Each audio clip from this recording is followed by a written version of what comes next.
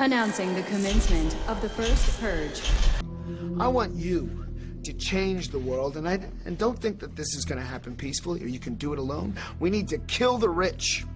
You get out there, you use your weapons, and you rip Washington apart. You hunt down the billionaires, the bank bosses, the CEOs, the scumbags, and the liars, the governors, the lobbyists, the senators, because they're all the same, and you hang them.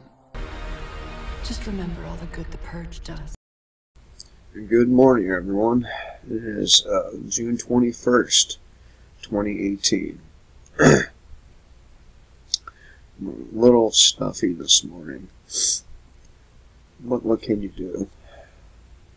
The chemtrails keep falling, and the pollen and everything else along with it.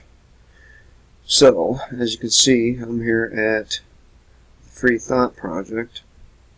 I'm not going to read these articles to you. You guys are smart enough to do that for yourself. But please allow me to point some of these things out so you know about them. First up,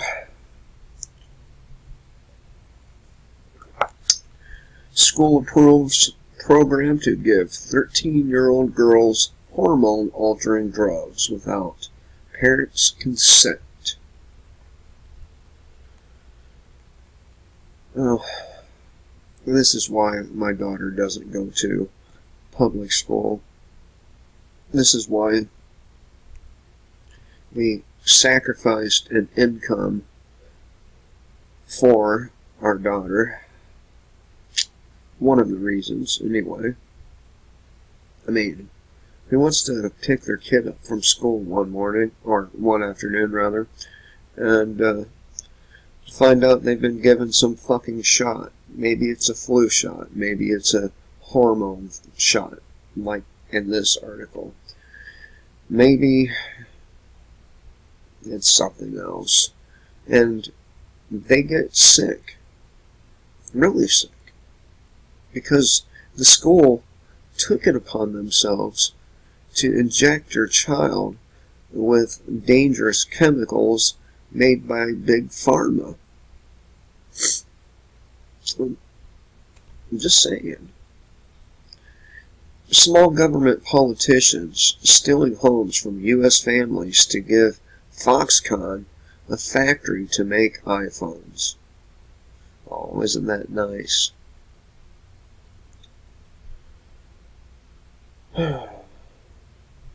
Now this is good. Watch law student defend herself from unlawful arrest. Fights back as cops attack her. That's what everyone needs to do when you're attacked unlawfully by the police.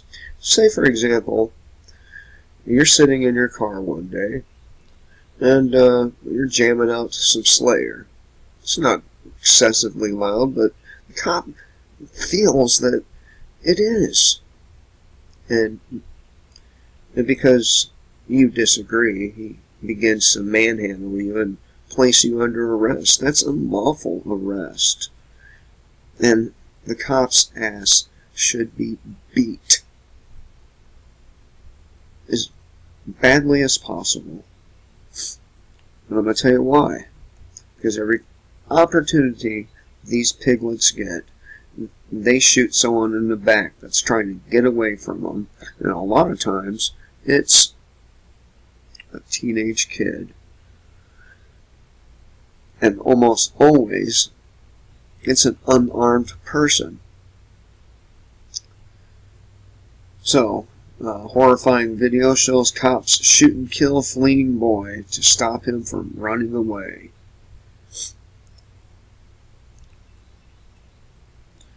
Mom brought 10-month-old to the hospital for a cough and cops kidnapped him.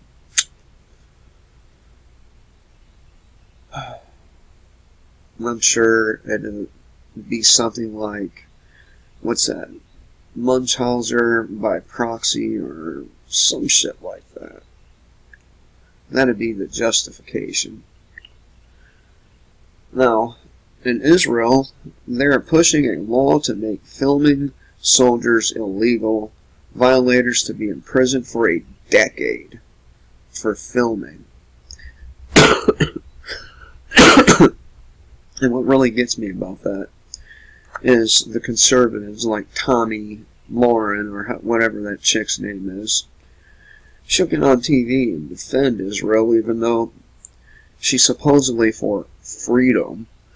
But, you know, it's okay for Israel to lock you up and throw away the key because you filmed one of their little murderers over there. You know. And of course, we have this right here. We talked about it when it originally happened. But it happened in Burlington, Iowa. By the way, I used to live in Burlington, Iowa. What a shitty little place to live.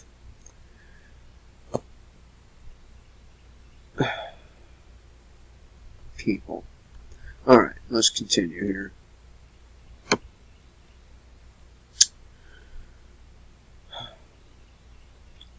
Do you want to know when you're going to die?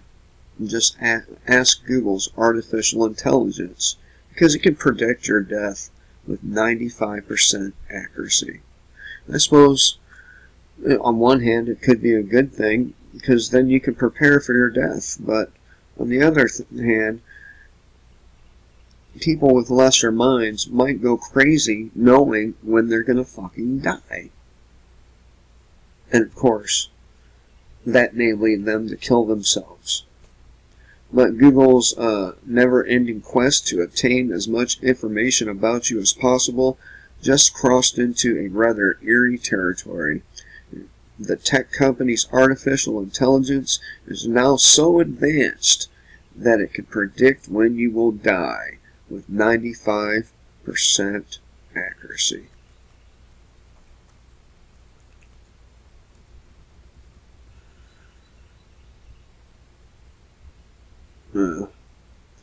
Bill Clinton's son from one of his rape victims, I can only imagine, slams the ex-president as a hypocrite for abandoning him. Man. Here we are. Harvard Medical School. White doctors not welcome here anymore. School to focus on putting people of color in the power. The thing about being a progressive is that sooner or later you discover you're never quite radical enough to keep up with the diversity demands that dictate leftist policies. Harvard Medical School, for example, has just announced it is ashamed of its white graduates who become doctors, and the school is in the process of removing photos of white doctors solely because they are people with white skin. Here people thought maybe this sustained attack on white people would get better because, oh, Donald Trump is in office. I don't think so. I'm going to show you why right now. For the first time in U.S. history, white deaths outnumber births in the majority of states. Yeah, buddy. Because white people are getting killed left, right, and crooked, committing suicide, and we're not being born either. So, I'm going to hit the first couple paragraphs on this one for y'all. Deaths now outnumber births among whites in more than half of the United States, according to demographers at the University of Wisconsin in partnership with the University of Texas at San Antonio. Meanwhile, the birth-death ratio among blacks, Asians, and Latinos remains robust. Notably, the number of white deaths increased while births diminished between 1999 and 2016, signaling what could usher in a faster than expected transition to a future in which whites are no longer the majority in America.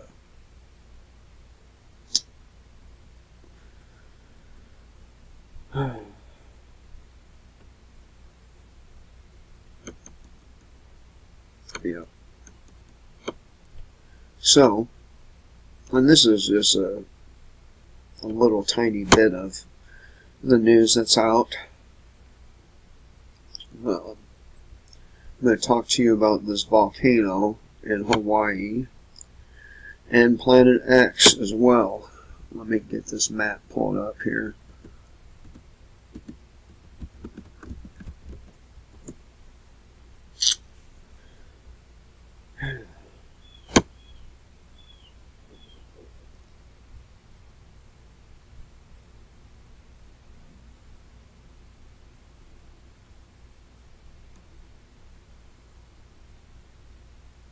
You know what? I'm going to use a better map than this. Fuck Google Maps.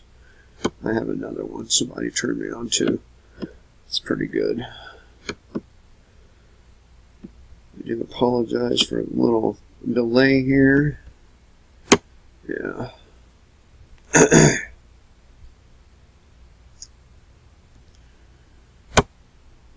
I'm going to start covering this map in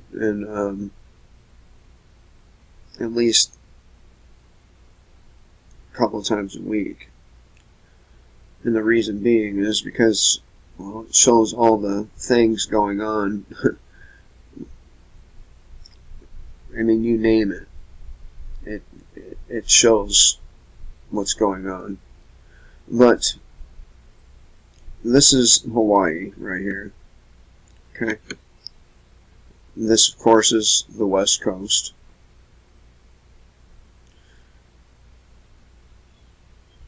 Come on, map.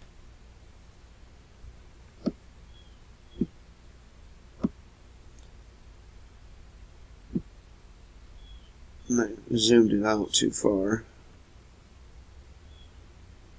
Come on, map.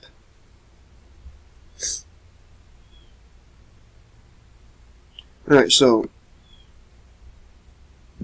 there's this fear that this side of the mountain right here, that's a reasonable fear too, by the way, is going to break off here right around this area. Excuse me. And a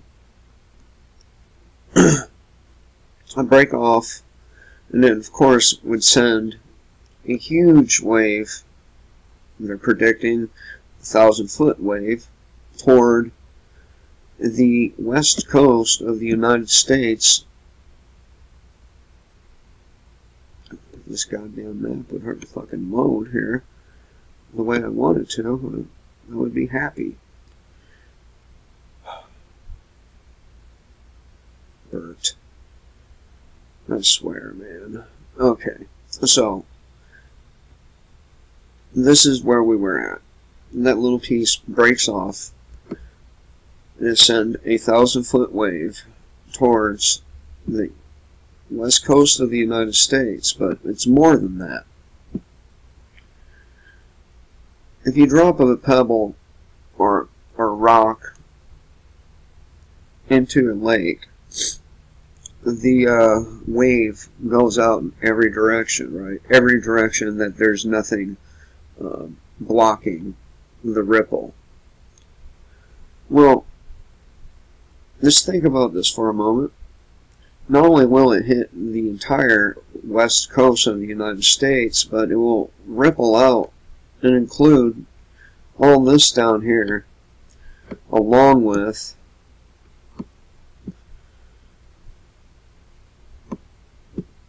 the coast of Canada, right here.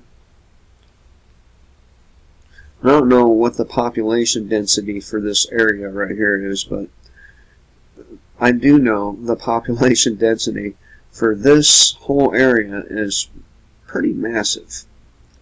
And when that piece of mountain breaks off, and it is,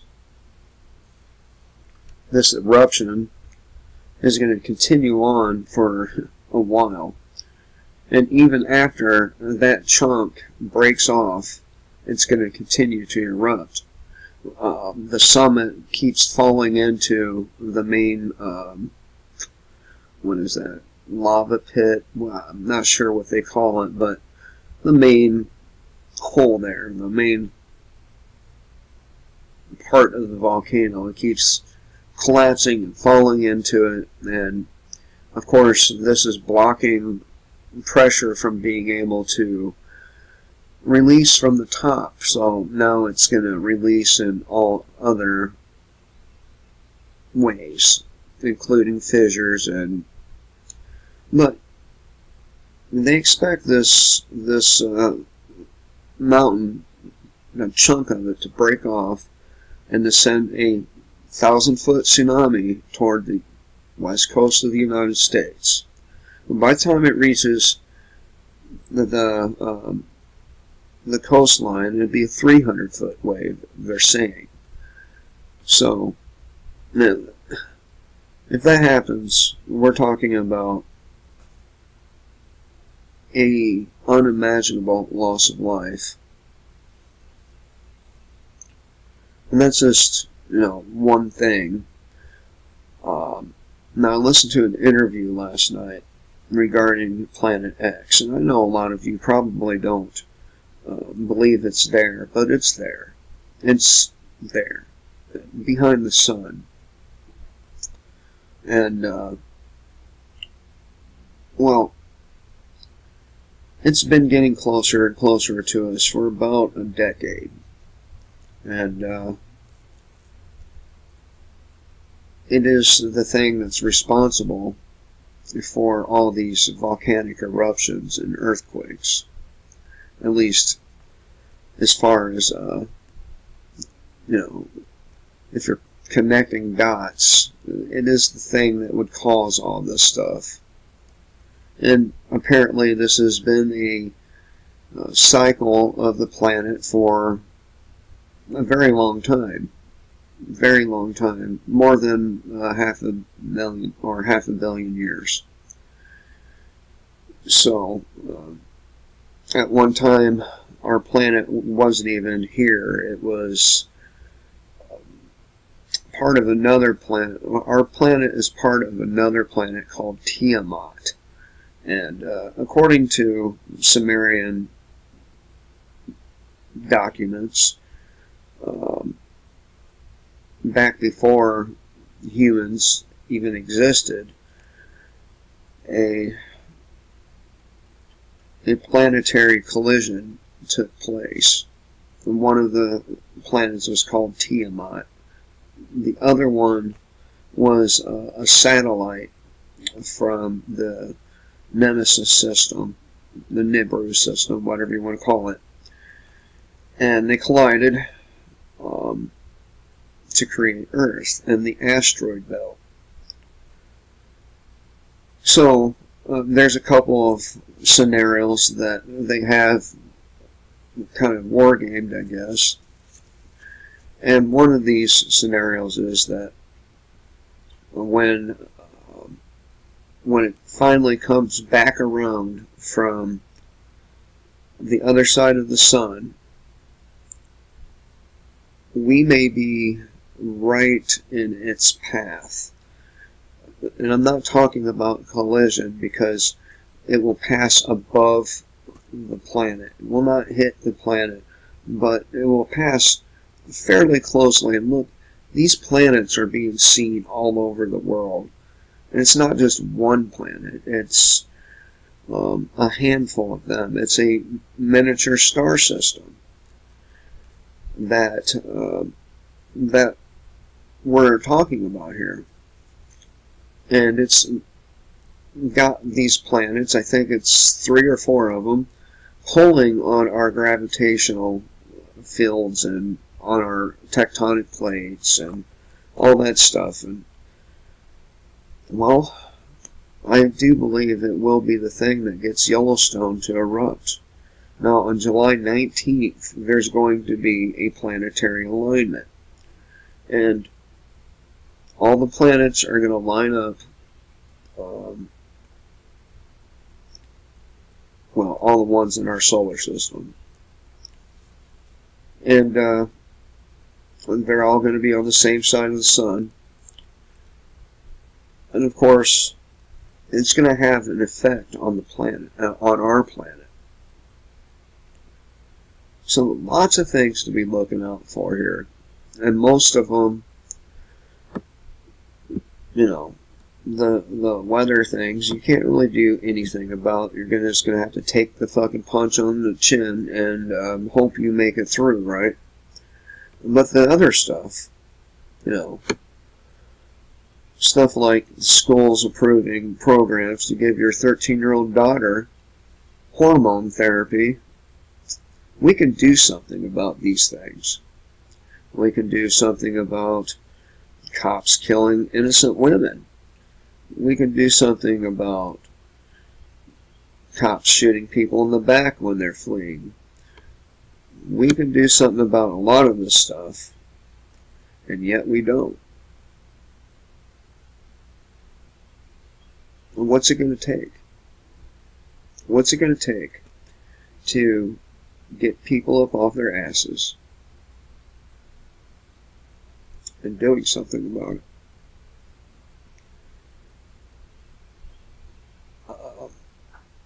You know, one of America's most favored founding fathers,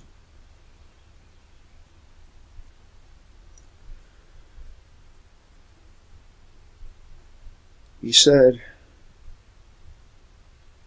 the Tree of Liberty